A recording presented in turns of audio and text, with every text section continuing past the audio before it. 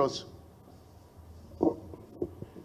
BRS ప్రభుత్వం ఉన్నప్పుడు ప్రతి నెల గ్రామ పంచాయతీలకు టెన్షన్గా 275 కోట్లు పోతుండే. Every month 275 crores ఇచ్చేవాళ్ళం. సంవత్సరానికి 3330 కోట్లు పల్లె ప్రగతి మీద బీఆర్ఎస్ ప్రభుత్వం ఖర్చు పెట్టింది. 3330 కోట్లు ప్రతి సంవత్సరం పల్లెల్లో అభివృద్ధి కోసం, పారిశుద్ధ్య నిర్వహణ కోసం 275 కోట్లు ప్రతి నెల ఇచ్చాం. మరి 7 నెలలైతే ఒక్క నెల ఒక్క రూపాయి కూడా ఇవ్వలే. మీరు 7 నెలలు ఇంటూ 275 కోట్లు ఇవ్వాలి కదా. మీరు మాకంటే బాగా చేస్తారని ప్రజలు మీకు ఓట్లు వేసినారు. మేము 275 ఇస్తే మీరు 500 కోట్లు ఇస్తారని ప్రజలు ఆశపడ్డారు. ఇంకా బాగా చేస్తారని ప్రజలు ఆశించారు. కానీ ఏమైపోయిందంటే ఏదో కొండ నాలుకకు మందేస్తే ఉన్న నాలుక పోయినట్టు ఇచ్చే 275 కోట్లు కూడా మీ ప్రభుత్వంలో బంద్ అయిపోయినాయి.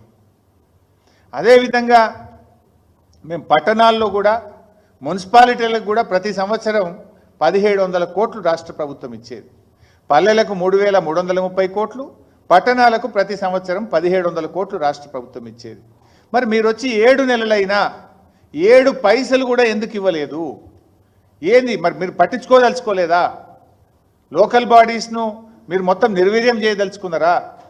ఇప్పుడు ఒకసారి ఎంత అద్భుతంగా ఉన్న పల్లెలు కుప్పకూలితే మళ్ళీ దాన్ని మెరుగు చేయాలంటే ఎంత కష్టమవుతుంది? దెబ్బతిన్న ఆరోగ్యాన్ని మీరు తెచ్చేయగలుగుతారా? ప్రజలకు రేపు ఏదైనా గ్రామంలో diarrhoea, malaria, dengue, viral fevers ప్రబులితే దానికి బాధ్యులు ఎవరో నేను అడుగుతా ఉన్నా. ఇప్పటికే హైదరాబాద్లో చాలా మందితో మాట్లాడితే మలేరియా, డెంగ్యూ, వైరల్ ఫీవర్స్తో హాస్పిటల్ చుట్టూ తిరుగుతున్న పరిస్థితి కనబడతా ఉంది. ప్రభుత్వం నుంచి అసలు చలనమే లేదు, ముందస్తు బాధ్యతనే లేదు. ఆ రోజుల్లో మేము గ్రీన్ ఛానల్ పెట్టాము. ఇన్ఫ్యాక్ట్ పల్లె ప్రగతి, పట్టణ ప్రగతి నిధులకు ఎక్కడ ఇబ్బంది లేకుండా గ్రీన్ ఛానల్లో విడుదల చేశారు కేసీఆర్ గారి ప్రభుత్వం. దాదాపు పల్లె ప్రగతి, పట్టణ ప్రగతి కింద గత 5 సంవత్సరాల్లో 20,000 కోట్ల రూపాయలు బీఆర్ఎస్ ప్రభుత్వం ఖర్చు పెట్టింది. మీరు 20 పైసలు కూడా పెట్టలే. 7 నెలలు అయిపోతే 20 పైసలు పెట్టలే మీరు. ఇగో ఇది బీఆర్ఎస్ ప్రభుత్వానికి, కాంగ్రెస్ ప్రభుత్వానికి ఉన్న తేడా. మీరు ఎటుపోతుంది అసలు? పాలన ఏమైంది? పాలన గాలికి వదిలేసిందా? 7 నెలలు అయితే 7 రూపాయలు కూడా ఇయ్యరా? గత ప్రభుత్వం 20,000 కోట్లు ఖర్చు పెట్టింది.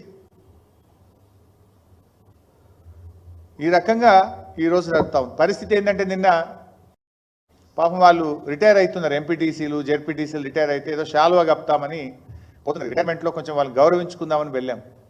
వాళ్ళు కూడా దరఖాస్తు ఇచ్చారు. అన్న 7 నెలలు అయింది మాకు జీతం రాక. ఎంపీటీసీలకు, జెడ్పీటీసీలకు 7 నెలలు అయింది జీతం రాక.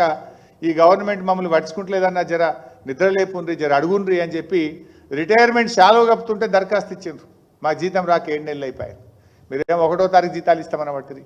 1వ తారీఖు మరి తక్షణమే ఆ ఎంపీటీసీలకు, జెడ్పీటీసీలకు, పారిశుద్ధ్య కార్మికులకు పెండింగ్లో ఉన్న వేతనాలు విడుదల చేయాలని బీఆర్ఎస్ పార్టీ పక్షాన మేము డిమాండ్ చేస్తూ ఉన్నాం.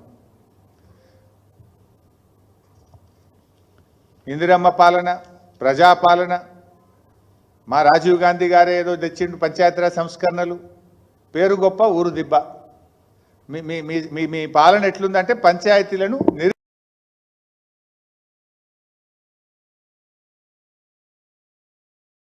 నిర్వీర్యం చేస్తూ ఉన్నారు, లోకల్ బాడీలను నిర్వీర్యం చేస్తూ ఉన్నారు మీరు.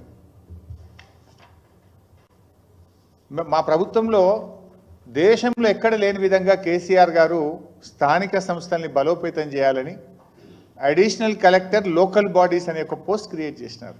ఒక ఐఏఎస్ ఆఫీసర్ను ప్రత్యేకంగా గ్రామ పంచాయతీల్లో, మున్సిపాలిటీల్లో పారిశుద్ధ్య నిర్వహణ బాగుండాలి, పల్లెలు అభివృద్ధి జరగాలి, పట్టణాలు అభివృద్ధి జరగాలని అడిషనల్ కలెక్టర్ లోకల్ బాడీ అనే పోస్టును కూడా బీఆర్ఎస్ ప్రభుత్వం పెట్టింది.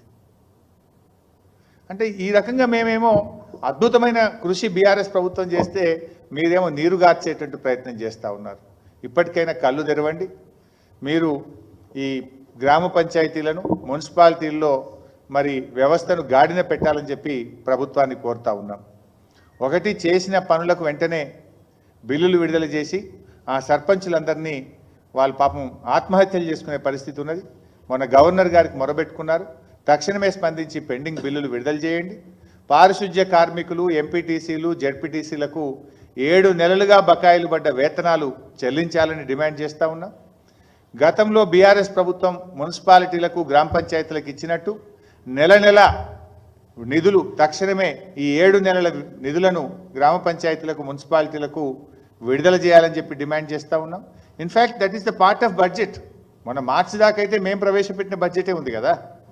మీరు జనవరి, ఫిబ్రవరి, మార్చి అయితే ఆ 275 కోట్ల చొప్పున గ్రామ పంచాయతీలకు ఇవ్వాల్సి ఉండే కదా. ఎందుకు పల్లెల మీద కక్ష కట్టినారు?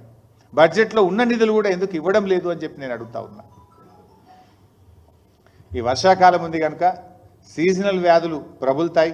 తక్షణమే మీరు చర్య తీసుకొని ఒక స్పెషల్ డ్రైవ్, గతంలో ఎట్లయితే వర్షాకాలం ముందు పల్లెలలో పట్టణాల్లో మేము స్పెషల్ డ్రైవ్ చేసి మరి పారిశుధ్య వ్యవస్థను మేము మెరుగుపరిచే ప్రయత్నం చేసినామో ఆ స్పెషల్ డ్రైవ్ కూడా తక్షణమే చేపట్టండి.